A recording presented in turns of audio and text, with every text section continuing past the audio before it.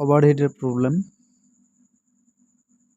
রেগুলেটরে cooling নেই, জল দেওয়া আছে তো একদম জল একদম কালো হয়ে গেছে। তো এই কারণে রেগুলেটর সার্ভিসিং করব। তো জলটা কি অবস্থা দেখাচ্ছি, রেগুলেটরের জল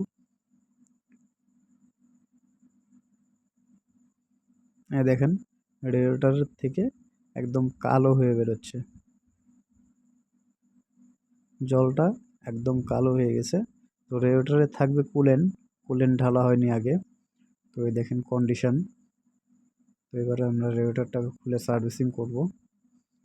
দেখেন একদম মাটির মতো হয়ে গেছে, মনে হচ্ছে যে মাটি জমে গেছে রেগুলেটরের মধ্যে।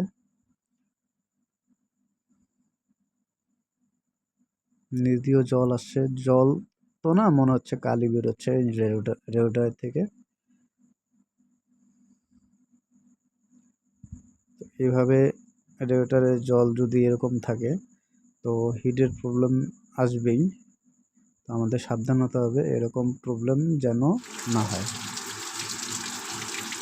তো আমি একদম ব্লক ডেন নাট খুলে ব্লকও পরিষ্কার করাচ্ছি, কারণ যেহেতু আমাদের রেগুলেটরে এরকম অবস্থা ছিল। তো এই কারণে আমি ব্লকের মধ্যে প্রেসার দিয়ে ব্লকের ডেন নাট খুলে জল ক্লিন করে বের করা হচ্ছে।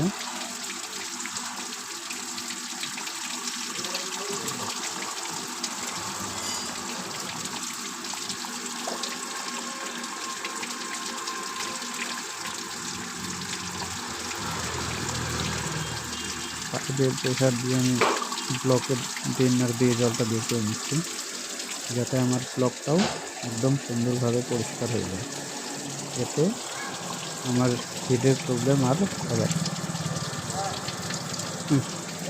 ব্লক অত নোংরা হয়নি, বন্ধ করে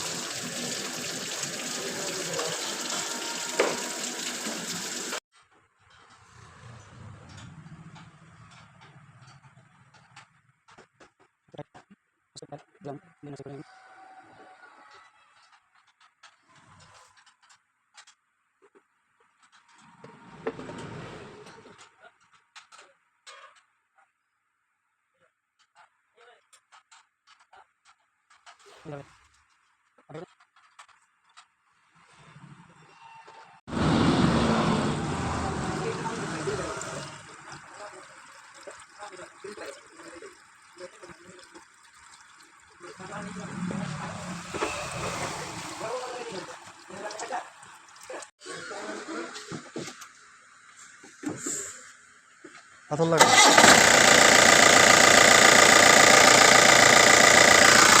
জল